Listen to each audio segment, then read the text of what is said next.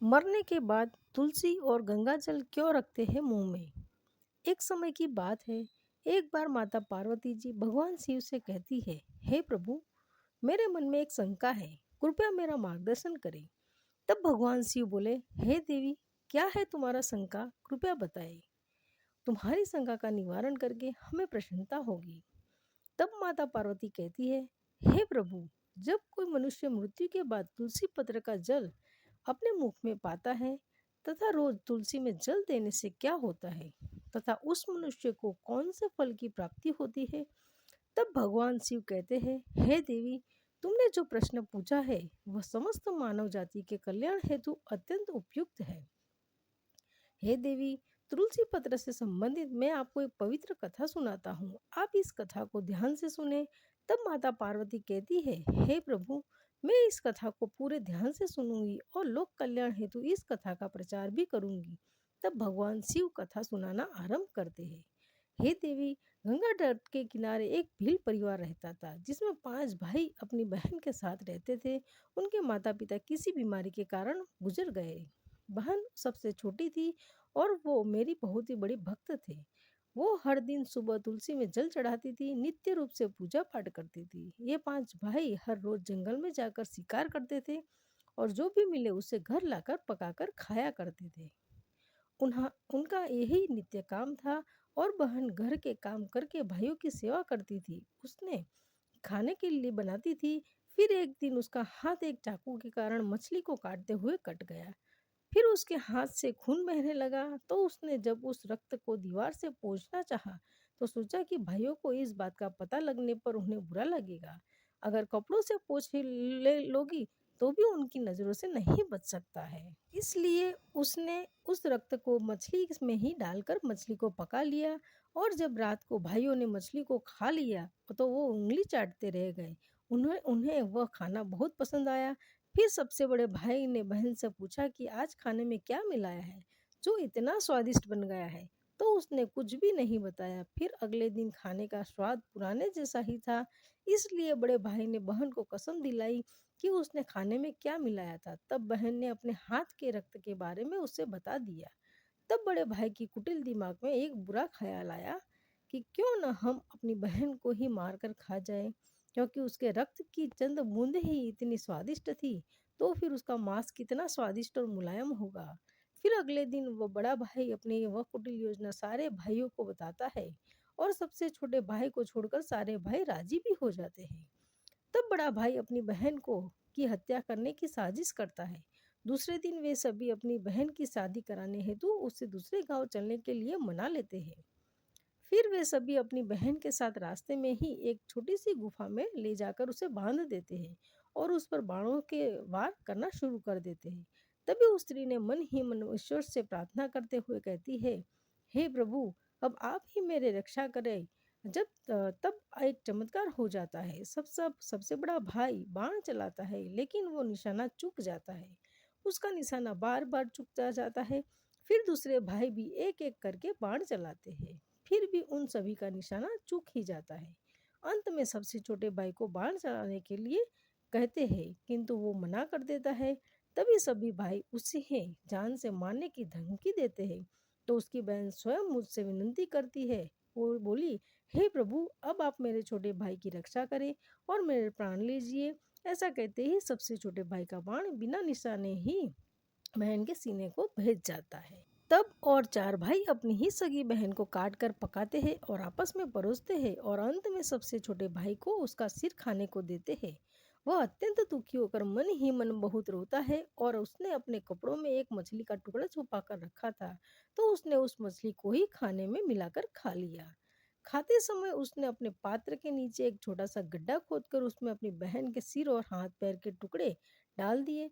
फिर वे सब वहां से चले जाते हैं। फिर दूसरे दिन छोटा भाई इस जगह पर आकर एक बांस का पेड़ अपनी बहन की याद में लगा देता है और उसे रोजाना पानी देता है। इसी तरह कुछ दिन बीत जाने के बाद एक साधु उस बांस के पास मलमूत्र त्याग करने हेतु आते हैं। तो वहां से आवाज आती है, हे साधु महाराज, आप इस जगह पर मलमूत्र का त्याग न करें। तभी वह साधु आश्चर्य से एक बांस के टुकड़े को काटकर अपने साथ रखते हैं। और उसकी एक बांसुरी बना लेते हैं। जब भी वह साधु बांसुरी बजाता था तो उसमें से एक स्त्री की सुंदर गाती हुई आवाज आती थी। वह साधु उस बांसुरी बजाते हुए अपना जीवन यापन करते करने लगा। कुछ समय बीतने के बाद वह साधु उस बड़े भाई के घर गया तो बांसुरी से आवाज आने लगी, इसी दुष्ट ने मेरी हत्या की है। ऐसा सुनते ही बड़ा भाई घर से भागते हुए आया और उसने उस साधु को अपने द्वार के आगे भगा दिया। फिर इसी तरह वह साधु उन चार भाइयों के द्वार पर जाता है, किंतु वह सभी साधु को वहां से भगा देते हैं। साधु को जब तब कुछ हद तक ये बात समझ में आती है कि श्री की आत्मा इस बांसुरी में रहती है, इनका इन लोगों से साथ जरूर कुछ नाता होगा, किंतु बेचारा साधु उन सभी के साथ कुछ भी नहीं कर सकता था। साधु फिर अंत में पांचवें भाई के द्वार पर जाता है। तभी वो बांसुरी बहती है, यही मेरे प्रिय भाई का घर है।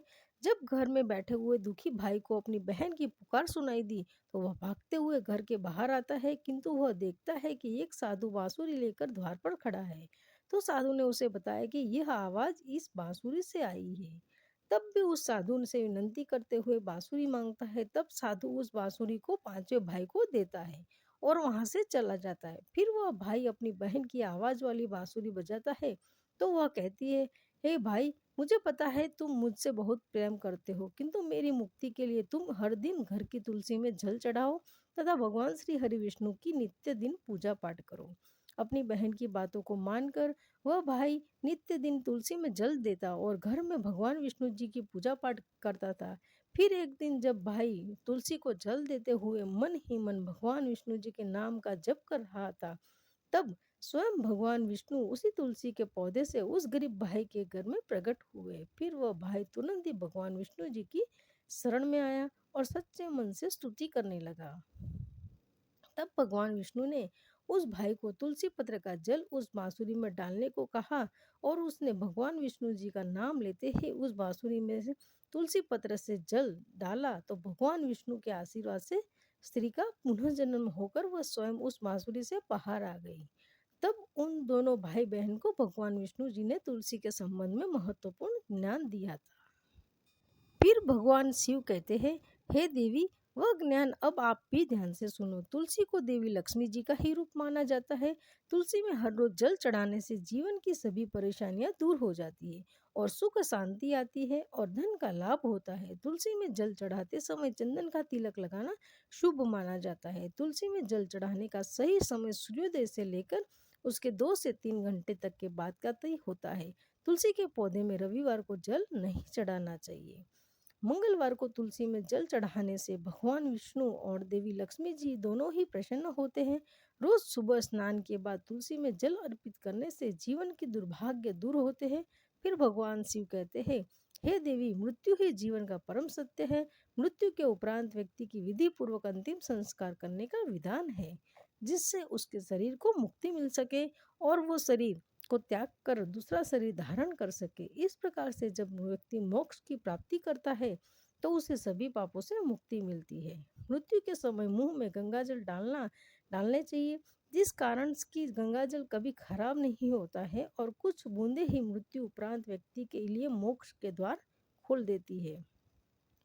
मृत्यु के समय व्यक्ति के मुख में गंगाजल डालने से उसे कई शारीरिक कष्टों से मुक्ति मिल जाती है और आसान मृत्यु मिल जाती है। यदि मृत्यु के समय व्यक्ति के मुंह में तुलसी की पत्तियां रखी जाती है तो मरने वाले व्यक्ति की आत्मा को भगवान विष्णु जी का आशीष प्राप्त होता है और संसार की मोह माया से मुक्ति मिलती है।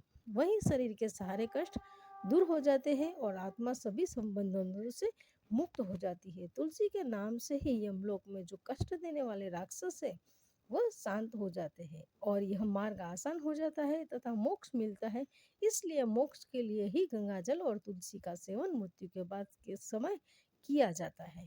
दोस्तों, वीडियो अच्छी लगी हो तो वीडियो को लाइक कीजिएगा, कमेंट में जय लक्ष्मी माता जरूर लिखिएगा, चैनल को सब्सक्राइब कीजिए। वीडियो में अंत तक बने रहने के लिए धन्यवाद।